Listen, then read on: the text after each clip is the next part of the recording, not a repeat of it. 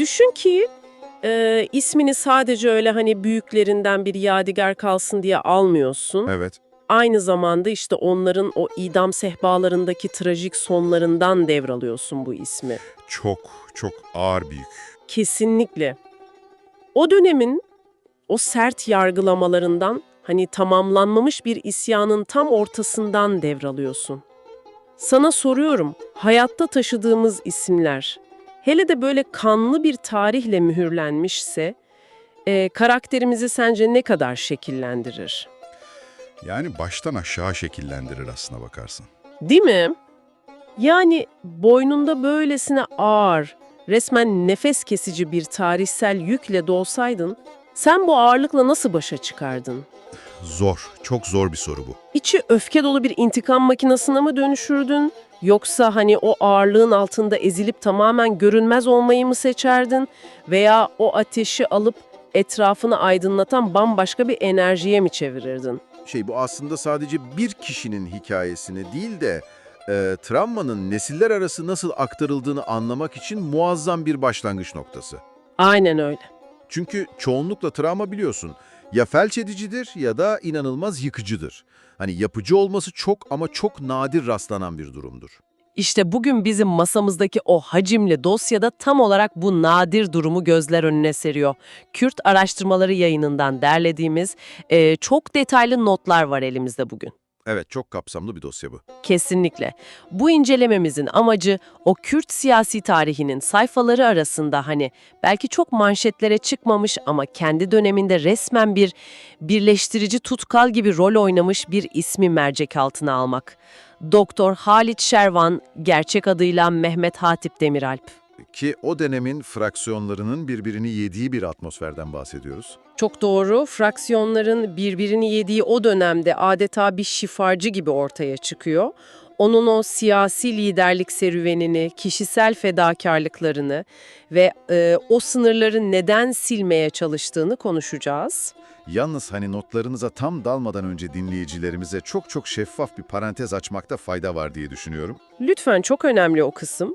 Şimdi masamızdaki kaynaklar 1970'lerin paramiliter çatışmaları, 12 Eylül dönemi, işte devletin asimilasyon politikaları ve Kürt siyasi hareketlerinin kendi iç çatışmalarıyla dolu.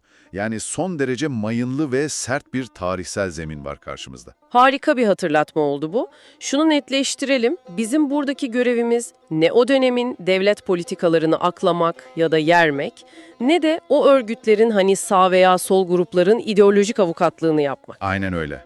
Biz taraf değiliz burada. Biz tamamen bağımsız bir gözlemciyiz. Dosyadaki veriler ışığında olayların nasıl cereyan ettiğini ve Doktor Halid'in bu kaotik tablonun içinde nasıl sivrildiğini anlamaya çalışacağız. Yani bir nevi o günün aynasını bugüne tutuyoruz aslında. Çok güzel ifade ettin. Ve o ayna bize şunu gösteriyor. Doktor Halid'in biyografisi günümüzde hepimizin aşina olduğu o yankı odalarının, o hani bizden olmayan düşmandır mantığının 70'lerde nasıl şekillendiğini gösteriyor bize. Evet. Ve daha da önemlisi bir insanın bu mantığa tek başına nasıl direnebildiğini anlamak için resmen bir anahtar sunuyor. O zaman hadi hikayenin en başına gidelim. O ağır ismin kaynağına. 1952 yılındayız. Bingöl, o zamanki yerel adıyla Çevlik. Çevlik, evet. Asıl adı Mehmet Hatip dedik demin ve bu isimler hiç rastgele seçilmiş değil. Kesinlikle değil. Mehmet Adırı 1925'teki o meşhur Şeyh Said hareketinin öncü kadrolarından olan ve Şark İstiklal mahkemelerinde idam edilen dedesi Mihemede Halile Heto'dan alıyor. Çok ağır bir isim gerçekten. İnanılmaz ağır. Hatip keza yine o dönem kaybedilen büyük dedesinin adı. İşin daha bir ilginci var. Siyasete atıldığında kullanacağı o Halit kod adı bile 1925'te Bitlis Harp Divanı'nda kurşuna dizilen Cibranlı Halit'ten yadigar. Yani resmen isimleriyle bir tarihsel manifestoyu taşıyor adam. Aynen öyle. Bana öyle geliyor ki bu çocuk sanki doğduğu gün eline ailenin bitmemiş hesabı diye bir fatura tutuşturulmuş gibi. Ben şahsen böyle bir mirası sürekli yanan bir evin içine doğmaya benzetiyorum. Çok yerinde bir benzetme bu. O yanan evin içinde büyümek, ailenin o 1925'te yaşadığı mutlak yıkımın gölgesine nefes almak demek zaten. Hı hı. Kaynaklar bize o dönemki istiklal mahkemelerinin sadece böyle hukuki birer merci olmadığını söylüyor. Aslında bir isyanı kökünden kazımak için olağanüstü yetkilerle donatılmış, çok hızlı kararlar veren mekanizmalar bunlar. Aynen, tavizsiz, anında kesip atan yapılar. Kesinlikle. Böylesine devasa bir devlet aygıtı tarafından ailesi yok edilmiş bir çocuğun psikolojisini düşün bir.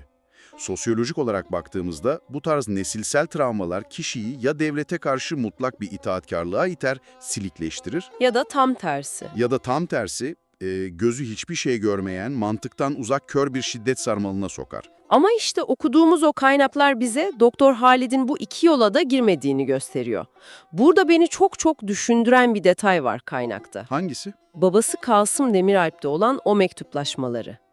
Babası sürekli ona dedelerinin o trajik akıbetini hatırlatıyor. Klasik ebeveyn içgüdüsü işte. Aynen. Adam diyor ki bak biz yandık, bari sen yanma, git doktorluğunu yap, sadece hayatını kurtar diyor özetle. Çok insani bir refleks. Çoğu insan bu haklı talebe boyun eğerdi bence. Sen ne dersin? Kesinlikle eğerdi. Babasının o korumacı refleksi çok doğal ama Doktor Halid'in verdiği cevap onun o travmayı nasıl dönüştürdüğünün en büyük kanıtı. Ne diyordu o mektupta? Babasına yazdığı mektupta nezaketi hiç elden bırakmadan çok derin bir argüman sunuyor. Diyor ki, inanç insanı ayakta tutan en güçlü erdemlerden biridir. Vay canına. Yani o dedelerinin idamını bir korku unsuru olarak görmeyi tamamen reddediyor. Bunu bir tür itaatsizlik ama entelektüel ve bilinçli bir itaatsizlik olarak kurguluyor. Anladım. O mirası bir intikam aracına çevirmiyor yani. Hayır, çevirmiyor. O mirası kendi halkına karşı devraldığı, yüz binlerce insana karşı hissettiği bir sorumluluk bilincine dönüştürüyor. Yani o yanan evden kaçmak yerine o ateşi alıp karanlıkta yolunu bulmak için bir meşaleye çeviriyor adeta. Çok doğru. Peki bu meşaleyle nereye yürüyor Halit? 1970'lerin Bingöl'üne. Şimdi kaynakta dönemin İçişleri Bakanı Abdülhaluk Renda'nın hazırladığı o raporlardan çok çarpıcı bir alıntı var. O rapor çok kritik, evet. Cumhuriyet tarihi boyunca Bingöl'ün adeta bir Türkleştirme laboratuvarı olarak seçildiğinden bahsediliyor raporda. Bu laboratuvar kavramını biraz açalım mı dinleyicilerimiz için? Neden Bingöl? Tabii Türkleştirme laboratuvarı ifadesi aslına bakarsan bölgenin o demografik yapısını, dilini, kültürel kodlarını tamamen devlet politikalarıyla dizayn etme çabası. Bingöl özel bir yer, yani coğrafi olarak tam bir geçiş noktasında. Hem Zaza hem Kurmancı konuşan nüfusuyla o homojen olmayan yapısı devleti bu laboratuvarı oraya kurmaya itiyor. Peki 70'lerde durum ne oradaki sokaklarda? 70'lerde bu politikaların üzerine bir de sağ-sol çatışmaları ekleniyor işte. MHP ve ülkücü gençlik, paramiliter güçler bölgede ciddi bir örgütlenme içine giriyor. Bir de karşı taraf var tabii. Aynen. Diğer yandan da o 1925'in uzun süren sessizliğini yırtıp çıkmaya çalışan yurtsever ve solcu Kürt gençleri var. Yani sokaklarda, okullarda inanılmaz bir tansiyon var. Sürekli bir basınç ortamı. Ve Halit işte tam bu basınç odasının ortasında bir öğretmen aslında. Memur, yani devletin memuru. Evet, devletin memuru.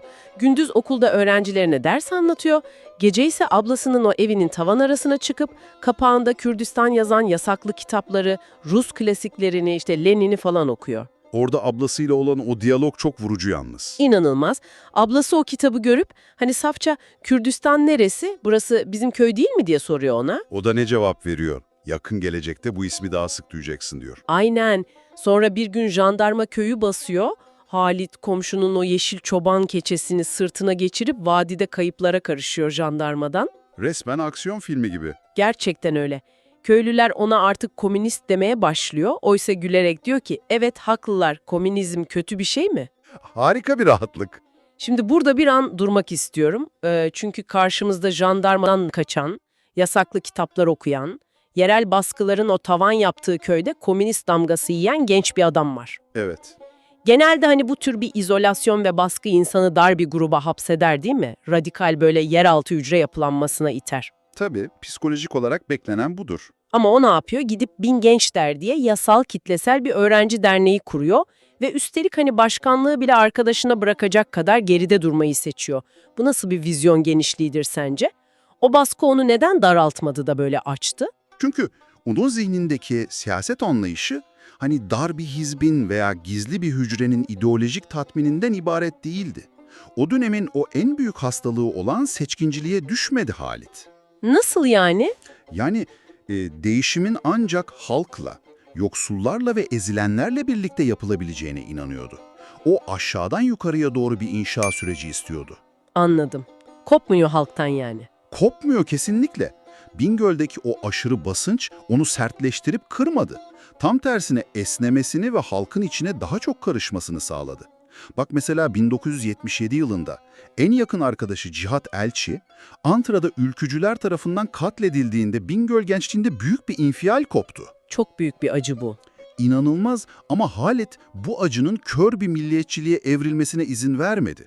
Partiler üstü hani herkesin saygı duyduğu o gönül önderi olmasının temelleri işte Bingöl'ün o zorlu sokaklarında atıldı aslında bakarsan. Yerine geldik şimdi. TKDP dönemi mi? Aynen öyle. Doktor Kalit Tıp Fakültesini kazanıp Diyarbakır'a gidiyor. TKDP'nin yani Türkiye Kürdistan Demokrat Partisi'nin içinde hızla yükselip zamanla genel sekreter konumuna geliyor. Evet. TKDP'yi de kısaca özetlemek gerekirse dönemin diğer Marksist-Leninist fraksiyonlarına kıyasla daha geleneksel, daha muhafazakar kodları olan bir parti. Doğru mu anlıyorum? Doğru. TKDP hani köklerini daha çok Barzani hareketinden alan geleneksel bağları güçlü bir yapı. Yani Kalit gibi Lenin okuyan Marksist tahliller yapan birinin o koltukta olması ilk başta müthiş bir çelişki gibi görünüyor aslında. Kesinlikle bir çelişki gibi duruyor. Ama asıl çelişki 1979'da yaşanan o çılgın olay bence. Orası inanılmaz gerçekten. Dinleyicilerimizden şu atmosferi gözlerinde canlandırmalarını rica ediyorum. Düşünün, 70'lerin sonundayız. Sol fraksiyonlar ve Kürt örgütleri sadece devlete karşı değil, birbirlerine karşı da acımasız bir savaş veriyor sokaklarda. Sokak ortasında birbirlerini vuruyorlar ya. İdeolojik saflık o kadar önemli ki o dönemde küçük bir görüş ayrılığı bile seni diğer grubun gözünde direkt hain yapabiliyor. Aynen öyle, kan gövdeyi götürüyor ve böyle bir ortamda silahlı bir PKK üyesi Doktor X'in bulunduğu köye geliyor. Rakip örgüt yani. Tamamen rakip. Örgütünün propagandasını yaparken adamın silahı ateş alıyor ve yanlışlıkla kendini vuruyor adam. Düşünsene o dönemin paranoyak, hani o sıfır toplamlı siyasi ekosistemini, rakip bir örgütün militanı kendi köyünde kendi hatasıyla yaralanmış, kan kaybediyor. Çoğu lider ne yapar Doğan? Yani çoğu siyasi liderin yapacağı şey ya onu ölüme terk etmektir, ya hani devlete teslim etmektir, ya da bunu alıp bir propaganda malzemesi yapmaktır. Çünkü yardım edersen kendi örgütünde hain damgası yersin. Aynen öyle. Kendi içinden bile seni bitirirler. Ama Doktor Halit ne yapıyor? O bir doktor savaşın ortasında resmen mermiler uçuşurken düşman askerini tedavi eden bir cerrah gibi davranıyor. Gidiyor adamı kurtarıyor. Kanı durdurmaya çalışıyor. Adama dönüp hani senin manifeston ne, hangi partidensin diye sormuyor adam can çekişirken. Çok büyük bir risk bu aldı. Çok büyük. Onu bir arabaya gizliyor. Devletin yoğun güvenlik çemberini yarıp Diyarbakır'da hastaneye kaçırıyor adamı. Doktorları ikna ediyor. Gizlice ameliyat ettiriyor. Ve işin en çılgınca tarafı ne biliyor musun? Adam iyileşince onu alıp kendi grubuna yani rakibi olan PKK'ya sağ salim teslim ediyor bu adamı. Müthiş bir olay bu gerçekten. Neden yapıyor sence bunu? Bu hareket bize onun siyaset felsefesi hakkında asıl ne söylüyor? Şunu söylüyor, bu olay Doktor Halid'in kurumları, partileri ve o ideolojileri asla fetişleştirmediğini kanıtlıyor bize. Onları sadece birer araç olarak görüyordu o. İnsan hayatının önüne koymuyor yani. Asla koymuyor. Onun nihai amacı halkının özgürlüğü ve insan hayatının o kutsallığıydı. Örgüt taassubunun resmen bir din gibi yaşandığı, hani insanların kendi doğrusu uğruna kardeşini bile gözünü kırpmadan harcadığı bir dönem bu. Evet. Halid'in o rakip militanın yarasına bastırdığı pamuk var ya, o aslında tüm siyasi hareketin kanayan yarasına yapılmış bir müdahaleydi. O ideolojinin insanı kör etmesine asla izin vermedi. Sadece militanlara da yapmıyor bunu aslına bakarsan. Kaynakta anlatılıyor 1988'de Saddam Hüseyin'in Halepçe'de gerçekleştirdiği o korkunç kimyasal katliam var biliyorsun. Evet, binlerce sivil. Binlerce sivil, mülteci sınırı geçip Diyarbakır'a yığılıyor o dönem. Doktor Halit, savaştan kaçan, partisi, örgütü falan olmayan bu sivilleri sokakta bırakmıyor. Devasa bir operasyon yürütüyor orada. Bölgedeki evlere ailelerin yanına yerleştirilmeleri için gizli ve kocaman bir organizasyon ağını resmen tek başına yönetiyor adam. Yani örgütlerin çizdiği o ideolojik sınırları zihninde nasıl yıktıysa, ülkelerin haritaya çizdiği fiziksel sınırları da aynı şekilde anlamsız buluyor bence. Haksız mıyım? %100 haklısın. Doktor Halid'in zihinsel haritasında o Birinci Dünya Savaşı sonrası bölgeye cetvelle çizilmiş sınırlar falan yoktu. Yoktu, evet. Mesela Türkiye'nin güneydoğusunu ifade eden Bakur ile Irak'ın kuzeyini ifade eden Başur, onun için kopuk iki farklı dünya değildi. İkisi tek bir vücudun parçalarıydı onun gözünde. Ve bu vizyonunu sadece düşüncede bırakmıyor, pratiğe de döküyor. 12 Eylül 1980 askeri darbesi oluyor. Devletin o ağır silindiri herkesin üzerinden geçtiği gibi onun da üzerinden geçiyor tabii. Zindan yılları başlıyor. İşkenceler, zindan yılları, sonra dağlarda Judigabar'da geçen o zorlu süreçler, vücudu kelimenin tam anlamıyla harabeye dönüyor adamın. Hastalıklar peşini bırakmıyor. Ama 1990 yılına gelindiğinde o Körfez Savaşı'nın ortalığı kasıp kavurduğu kaotik ortamda Halit kalkıp sınırı geçiyor. Gidiyor sınırın ötesine. İran'ın Urmiye kentine yani Rojilat'a gidiyor ve orada Mesut Barzani ile tarihi bir görüşme masasına oturuyor. Çünkü şunu çok iyi biliyor, hani meseleyi sadece kendi bulunduğu şehrin ya da sınırların içinde çözemezsin. Vizyonu çok geniş. Çok geniş, bunun bölgesel ve stratejik bir işbirliği gerektirdiğinin sonuna kadar farkında.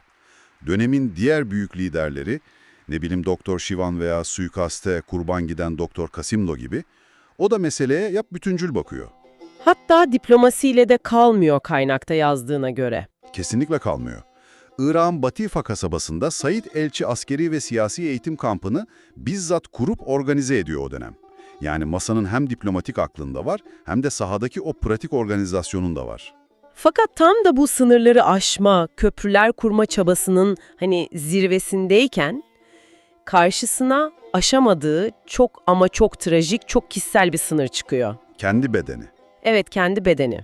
Kanser teşhisi konuyor Halil'de ve o korkunç hastalık bütün vücudunu sarıyor zamanla. Kaynakta öyle bir detay var ki okurken insanın gerçekten boğazı düğümleniyor. O polis baskını kısmı değil mi? Evet, artık son demleri, hasta yatağında erimiş yatıyor adam, sivil polisler evini basıyor o haldeyken.